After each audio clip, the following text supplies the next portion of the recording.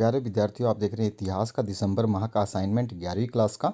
तो चलिए स्टार्ट करते हैं इस क्वेश्चन पेपर के सॉल्यूशन को और देखते हैं कैसे कैसे क्वेश्चन आए हैं और इसके क्या आंसर होंगे। अगर आप भी अपने क्वेश्चन पेपर को हमारे पास भेजना चाहते हैं तो 8469022568 ये नंबर है। इस नंबर पे केवल आप क्वेश्चन पेपर भेजने के लिए संपर्क कर सकते हैं। साफ साफ फ़ोटो खींच के PDF बना करके कैसे भी आप भेज सकते हैं, इस नंबर पे भेजेंगे। आपका जो भी पेपर हो रहे हैं, अर्धवार्षिक हों चाहे टर्मिनल के हों, सभी के सॉल्यूशंस बना दिए जाएंगे। पहले क्वेश्चन से स्टार्ट करते हैं। इसमें पूछा गया सर्फ किसे कहा जाता था, तो सर्फ कहा जाता था भूदासों को। ठीक है, सी ऑप्शन करेक्ट हो जाएगा। दूसरा क्वेश्चन है मेसोपोटामिया की आरंभिक सभ्यता कौन सी थी, तो आरंभिक सभ्यता जो थी वो सुमेर सभ्यता थी। उसके बाद दूसरा जो क्वेश्चन है सामंती व्यवस्था के शिखर पर कौन था, तो वो राजा थे। ठीक है, नेक्स्ट जो 4 नंबर क्वेश्चन है इसकी बात करते हैं। 4 नंबर क्वेश्चन में आपसे पूछा गया है बेबीलोन नगर का प्रमुख देवता कौन था, तो वो मरदूक था। ठीक है, ए ऑप्शन इसमें करेक्ट हो जाएगा। 5वां क्वेश्चन है रोमन साम्राज्य का प्रसिद्ध चिकित्सक था, तो वो गैलन था। ठीक है, बी ऑप्शन करेक्ट हो जाएगा। 6वां क्वेश्चन है इस्लाम धर्म के संस्थापक हजरत मोहम्मद साहब कबीले की इस जाति से संबंधित थे, किस जाति से थे, बहु जाति से थे। ठीक है, सी ऑप्शन करेक्ट हो जाएगा। आगे बढ़ते हैं नेक्स्ट क्वेश्चन पे, बदू जाति से।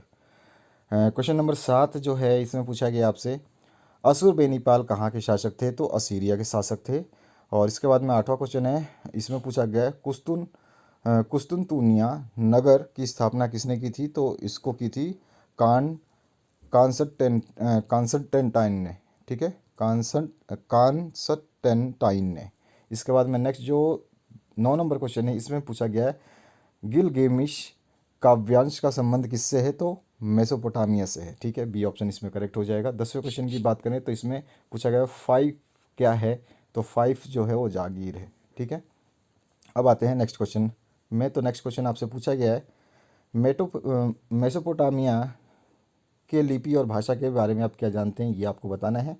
तो यहाँ की जो लिपि थी किलाक्षर लिपि एक अत्यधिक प्रचलित लिपि थी और इसके अक्षर देखने में कील जैसे दिखाई पड़ते थे, इसलिए इस लिपि को कीलाक्षर लिपि के नाम से पुकारते थे। गीली मिट्टी की पट्टियाँ पर कील जैसे औजार से गोद कर लिखी जाने वाली इस लिपि को कीलाक्षर लिपि कहा जाता था। मेसोपोटामिया की सबसे पुरानी ज्ञात भाषा सुमेरियन का स्थान 2000 नहीं 2400 या फिर 2400 ईस्वी के बाद धीरे धीरे अक्कादी भाषा ने ले लिया। अक्कादी भाषा एक मृत सामी भाषा है। यह प्राचीन मेसोपोटामिया में बोली जाती थी, यह अंकन लिपि में लिखी जाती थी। तो हमने भाषा और बोली के बारे में हमने बता दिया, लिपि के बारे में। ठीक है, आगे बढ़ते हैं। रोम नगर की 2 विशेषताओं को बताना था। तो प्रत्येक शहर में सार्वजनिक स्नानागार होते थे और लोगों को उच्च स्तर के मनोरंजन जो है उपलब्ध थे। इसके बाद नेक्स्ट जो क्वेश्चन है इसमें पूछा गया आपसे मेसोपोटामिया के मंदिरों के महत्व पर प्रकाश डालना है। तो बहुत सारे प्रकाश आप डाल सकते हैं। कुछ प्राचीन शहर मंदिर के चारों ओर विकसित हुए थे। सबसे पहला ज्ञात मंदिर एक छोटा सा देवालय था जो कच्ची ईंटों का बना हुआ था।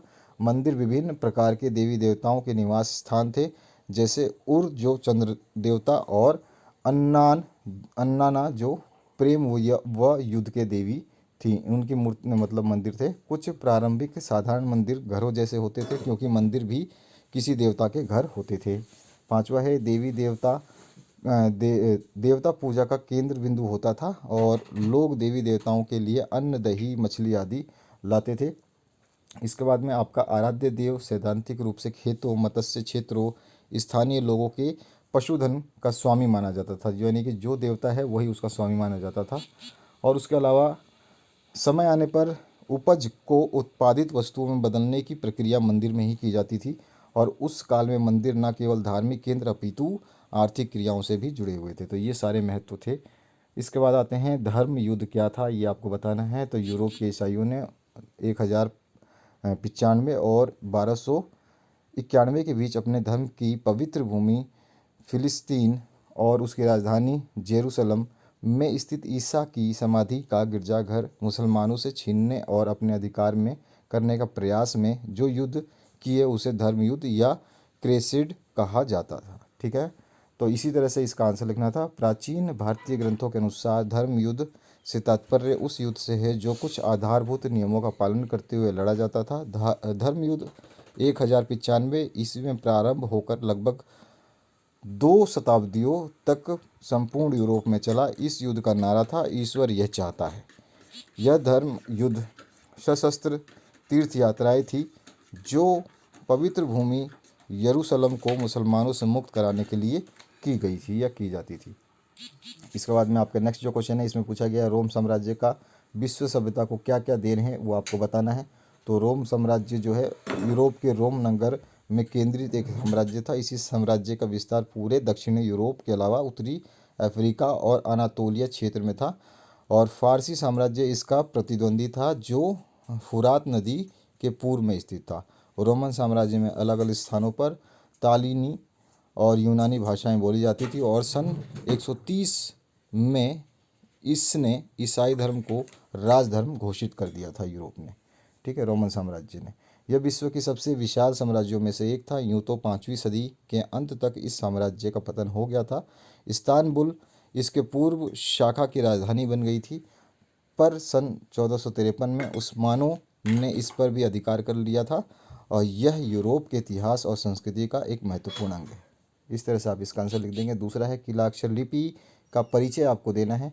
तो हमने थोड़ा सा ऊपर भी पढ़ा कीला अक्षर लिपि क्या होती है, और कीला अक्षर लिपि के बारे में आपको पता है कि ये प्राचीनतम लिपि है। इस अक्षर के जो देखने में ऐसे लगते थे जैसे कील हों, इसीलिए लिपि को कीला अक्षर लिपि के नाम से जाना था। गीली मिट्टी की ईंटों अथवा पट्टिकाओं पर कठोर कलम यानी छेनी से टंकित किए जाने के कारण इस लिपि के अक्षरों की आकृति जो है वो स्वाभाविक रूप से कील जैसी ही हो जाया करती थी। इस प्रकार के अक्षरों और इनसे बनी लिपि का उपयोग सबसे पहले गैर सामी सुमेरियन ने किया था। फिर कीला अक्षर विश्व में लिखने की प्राचीनतम विधियों में से एक है। 6ठी शताब्दी ईस्वी पूर्व से लगभग 1000 वर्षों तक ईरान में किसी न किसी रूप में इसका प्रचलन रहा। सिकंदर के आक्रमण के समय प्रसिद्ध बादशाह दारा द्वारा के अनेक अभिलेख व एवं प्रसिद्ध शिलालेख इसी लिपि में अंकित हैं और इन्हें दारा के कीलाक्षर लेख भी कहते हैं। ठीक है, ये द्वारा नहीं है, दारा ही है। ठीक है, तो बादशाह दारा के अनेक ये है। इसके बाद में नाइट एक अलग वर्ग क्यों बन गया, इसका प्रमुख पतन जो है क्यों हुआ, कब हुआ, ये आपको बताना है। तो यहाँ पर इसका आंसर लिखा हुआ आप देख सकते हैं। इसके बाद में नेक्स्ट जो क्वेश्चन है इसमें पूछा गया हज़रत मोहम्मद के प्रारंभिक जीवन के बारे में आपको परिचय देना है। तो यहाँ पर ये है इनका एक पैराग्राफ में यहाँ पर दिया गया है जीवन का परिचय, और थोड़ा सा पैराग्राफ नीचे है इसके बारे में। तो यहाँ पर ये पैराग्राफ दिया गया है। इसके बाद में आपके जो 3री शताब्दी का संकट से आप क्या समझते हैं ये आपको बताना है। तो यहाँ पर जो अराजकता या शाही संकट के रूप में इसको जाना जाता था उसके बारे में लिखा गया है। इसको पैराग्राफ वाइज लिखा गया है ताकि आप लोग अच्छी तरीके से इसको समझ पाएँ। यहाँ पर आपका ये आंसर जो है इस तरह से रहेगा। इसके बाद में आते हैं हम नेक्स्ट क्वेश्चन की तरफ।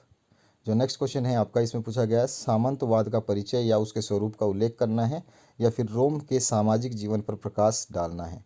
तो इस तरह से आप सामाजिक जीवन पर प्रकाश डाल देंगे। ये रहा आपका रोम का सामाजिक जीवन पर प्रकाश का आंसर। तो यहाँ पर मैंने ये कंप्लीट आंसर इस वाले का लिखा है, अथवा पार्ट वाले का मैंने कर दिया है। आप इसको देख सकते हैं, यही आपका फुल सॉल्यूशन है। तो आशा करता हूँ इस वीडियो से आप लोगों को हेल्प मिलेगी। अपने दोस्तों के साथ शेयर करना और लाइक करना, सब्सक्राइब करना चैनल को ना भूलें। आने वाले समय में आपके बहुत हेल्प होने वाली है इसी चैनल के द्वारा। तो आशा करता हूँ इस वीडियो से आप लोगों को काफ़ी मदद मिलेगी। Thank you very much, have a good day.